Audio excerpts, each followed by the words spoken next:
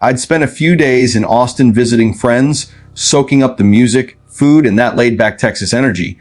I live in Louisiana, so getting home means committing to an all-day drive. On my last afternoon in the city, my old high school friend Tom replied to my Snapchat story asking when I was heading out.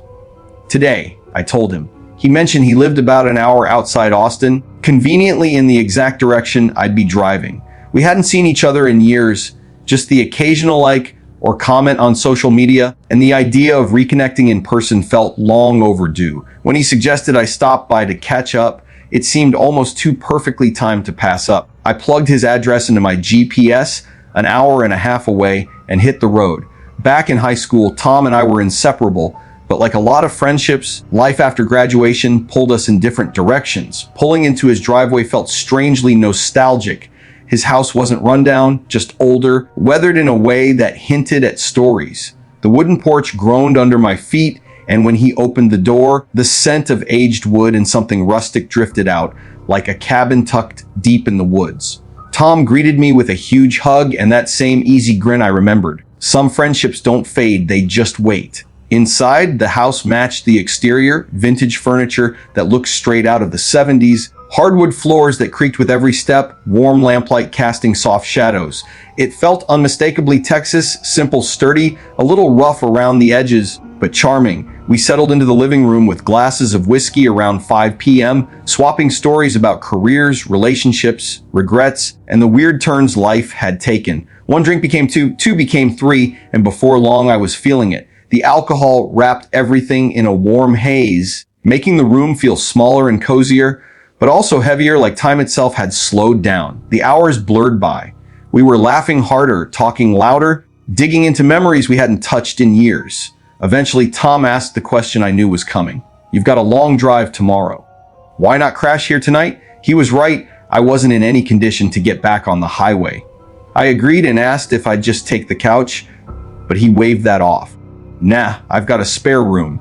Nothing fancy, but better than this. Good enough for me." We ordered Chinese food, ate straight from the cartons at the coffee table, and sometime later he led me down a short, dim hallway to the spare bedroom. I was too drunk to really take in the details, but I remember the air feeling still, unused, almost sealed off from the rest of the house. Before I could process much else, exhaustion hit me all at once. I collapsed onto the bed fully dressed, the room spinning slightly, and drifted off almost instantly. Sometime in the middle of the night, I jolted awake. My mouth felt like sandpaper. My head throbbed with that dull spinning ache only whiskey can deliver, and the room was almost completely black. Thin stripes of moonlight slipped through the blinds, barely outlining the furniture. That's when I noticed it. In the far corner of the room, against the closet door, something was hanging. At first glance, it looked like a long black trench coat draped over a standing rack. But the longer I stared, the more unsettled I felt. The shape wasn't quite right. The top seemed too broad, almost like shoulders, defined, structured. And the way it hung, it didn't droop like fabric. It stood there like a silhouette. My pulse began to hammer in my ears. I didn't remember seeing any coat when Tom showed me the room, but I'd been hammered. Maybe I just hadn't noticed. That had to be it. I rolled onto my side, telling myself it was nothing, just shadows playing tricks on a drunk brain. Still, curiosity or fear got the better of me. I glanced back over my shoulder. It hadn't moved. It was still there, tall and dark against the door. I squeezed my eyes shut and took a slow, deliberate breath, trying to steady myself. Old house, weird lighting, overactive imagination. Eventually, exhaustion dragged me under again. I don't know how long I slept before I woke a second time, but this time it wasn't discomfort that pulled me up from the dark. It was a sound, a slow, deliberate creak, then another, the unmistakable complaint of old wooden floorboards shifting under weight. My eyes snapped open. The room was dim gray now, early dawn filtering through the blinds. I didn't move at first. I just listened. Silence. Then I turned my head toward the corner. The coat was gone. The space against the closet door was empty, just bare wood and faint light. My stomach dropped so hard it felt like I'd missed a step on a staircase. I bolted upright, and the room tilted violently from the mix of adrenaline and leftover alcohol. My skin buzzed. I scanned every inch of the room, heart slamming against my ribs, searching for any explanation. There was no rack, no coat, nothing in the corner at all. I threw the covers off and stumbled into the hallway, the old floors creaking under my own hurried steps. I rushed to Tom's room and pushed the door open. He was sprawled across his bed, snoring loudly, dead to the world. I shook his shoulder once, twice, harder each time. It took serious effort to drag him out of his drunken sleep. He finally stirred, squinting at me in confusion, rubbing his eyes. "The coat," I said, my voice tight and breathless. "The one on the coat rack in the spare room." He squinted up at me, still foggy from sleep. "What coat?" he muttered. "The black trench coat," I said quickly, hanging on the closet door. It looked like a person standing there. That seemed to wake him up. He pushed himself upright, blinking harder now. "I don't own a trench coat, man, and there's definitely no coat rack in that room." I just stared at him, waiting for the smirk, for the punchline. I was sure he was about to laugh and tell me I'd fallen for some dumb prank. But his face stayed serious, confused in a way that didn't look rehearsed. "Come look," I said. He sighed, ran a hand through his hair, and followed me down the hallway. The spare bedroom felt smaller in the daylight, less mysterious, but no less unsettling. I stepped inside and pointed straight at the closet door. Right there. That's exactly where it was. Tom stood beside me, staring at the empty space. He scratched his head slowly. "Are you sure you weren't just dreaming?" he asked. "You were pretty drunk?" "I know what I saw," I insisted, my voice trembling despite myself. I woke up and it was there, clear as day. Then I woke up again to that creaking sound, and it was gone. We stood there in silence for a few long seconds. The room felt heavy, like the air hadn't moved in years. Even in the morning light, something about it felt off. Tom finally exhaled and nodded. "All right, let's check the house." "Just in case?" We went through everything. Every room, every closet, under beds, behind shower curtains. We checked the locks on the doors and windows. No signs of forced entry, no misplaced items, no random coat stashed somewhere. Nothing. The house was exactly as it should have been. Eventually, Tom tried to reason it out. He suggested maybe I'd been stuck between dreaming and waking, a half-conscious hallucination fueled by alcohol and an unfamiliar room. It was the most logical explanation. I wanted it to be true. I needed it to be true. Because the alternative, that someone had been standing in that corner watching me sleep, was something I didn't want to even consider. As soon as the sun was fully up and pouring through the windows, I packed my bag. I tried to play it off like everything was fine, but the energy had shifted. I said goodbye, thanked him for letting me stay, and got in my car. Pulling out of his driveway, I almost felt guilty leaving him there alone. The entire drive back to Louisiana, my mind replayed it over and over.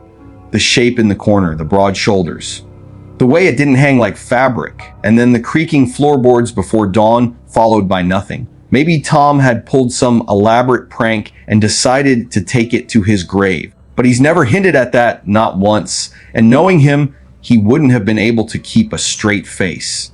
So sometimes I think about the other possibility, that I wasn't dreaming, that someone or something had been in that room with me, and that it chose to leave before morning. This happened when I was 18 on what was supposed to be a simple, fun road trip through Sweden with my parents and my friend, let's call her Anna. We had planned an 8-hour drive to visit a theme park and stay at a campsite nearby, but in a classic "who'll be fine" moment, we hadn't booked anything in advance. When we arrived in the city that evening, we decided to save the park for the next day and focus on finding somewhere to sleep. Since we had tents packed in the car, my dad started searching online for nearby campsites. He quickly found one that looked perfect: close, affordable, convenient. But when he called, we got bad news. A major soccer tournament was happening in town, and every campsite was fully booked. No reservations meant no space. My dad spent the next hour calling around, but everything within a reasonable distance or price range was taken. With options running out, we had to improvise. The only realistic solution was to camp somewhere in nature. To avoid fines, we set the GPS to the nearest forest parking area. Eventually, we ended up at a small gravel lot inside a quiet nature reserve. A few hikers were still around, so we asked if it was safe and allowed to stay overnight. One woman assured us it was a peaceful spot and mentioned there were no parking attendants. That small reassurance was enough for us. The lot was isolated, surrounded by dense forest, and about a 10-minute walk from a beach. We briefly thought about pitching our tents by the water, but something in my gut told me staying near the car in the parking lot would be smarter. As we stepped out to set up camp, I noticed a single car parked at the far end of the lot. It looked old and poorly maintained, and there was no one inside. It struck me as odd. By then it was already evening, and the hikers and beach visitors had mostly disappeared. Still, I brushed off the uneasy feeling and helped my parents with the tents. They slept in one, while Anna and I shared the other, pitching them close together for comfort. After some trial and error, we finally got everything set up. Anna and I made our tent cozy, watched YouTube, snacked, and tried to wind down. By 11 p.m., we agreed to sleep early so we wouldn't be exhausted for the theme park.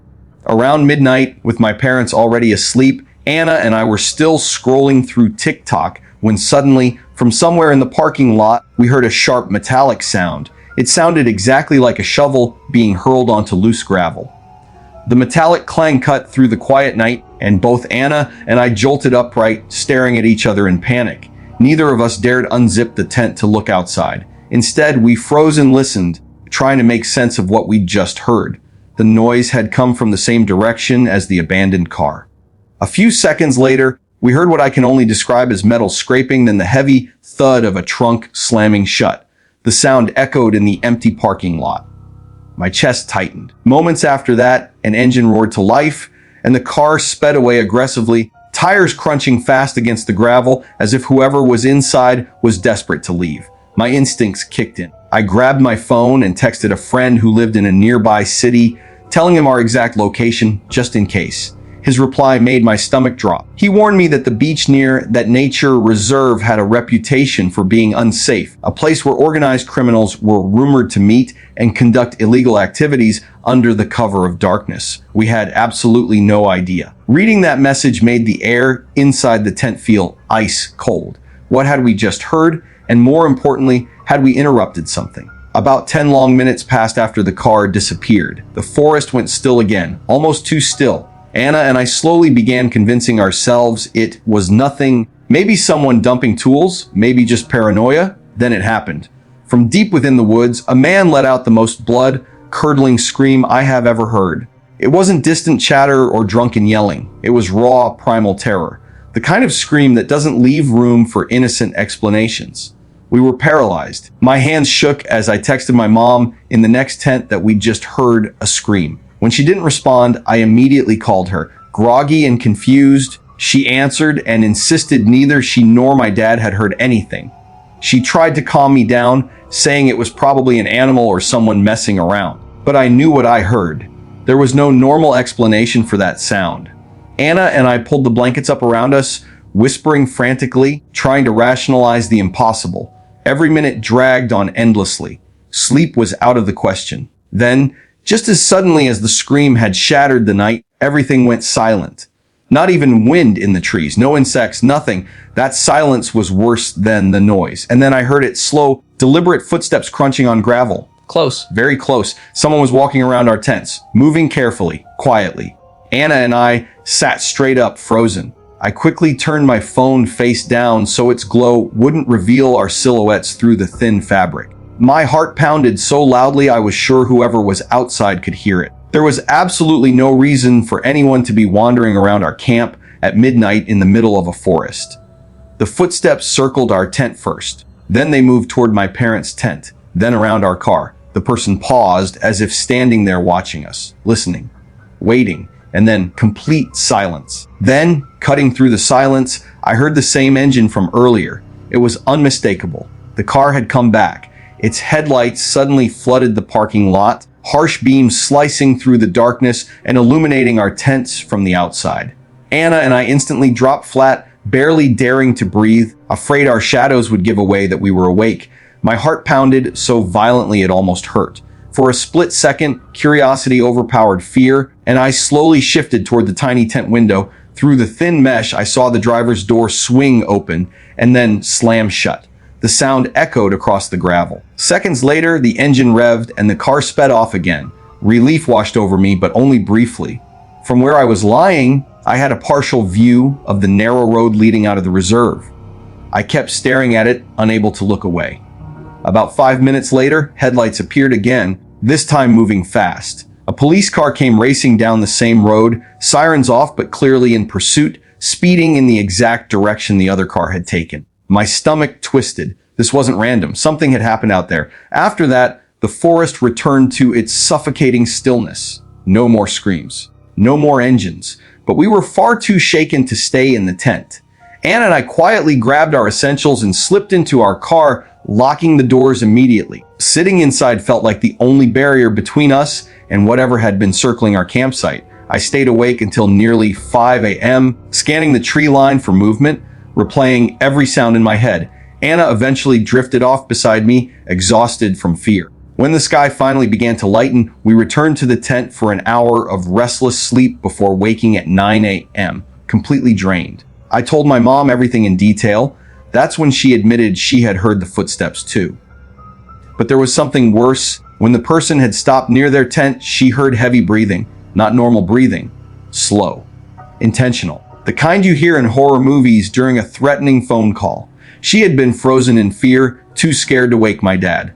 And somehow, he had slept through all of it. We had to sit him down and explain what had happened just meters from where he lay. None of us debated what to do next. We packed up immediately, tents, bags, everything, moving faster than we ever had before. We just wanted to get out of that forest. Strangely, we still went to the theme park later that day and tried to salvage the trip. On the surface, we laughed and went on rides. But in the back of my mind, the night lingered like a shadow. That evening, I decided to research the area where we had camped. What I discovered made me feel sick. Not long before our visit, a man had been stabbed to death in that very forest in what was reported as a gang-related killing. Even more disturbing, 2 men had gone missing from the same beach nearby, vanished without a trace. Their cases were never solved. My thoughts spiraled. What if the person walking around our tents wasn't just curious? What if they were checking to see whether we had witnessed something? What if the shovel, the scream, the hurried escape, and the police chase were all connected and we had unknowingly placed ourselves in the middle of it? Even now, years later, that night still unsettles me. I can't forget the scream, or the breathing outside the tent, or the headlights cutting through the dark. Who was out there? What really happened in those woods? And what exactly were the police chasing down that road? Some questions don't get answers. And sometimes, that's the most terrifying part of all.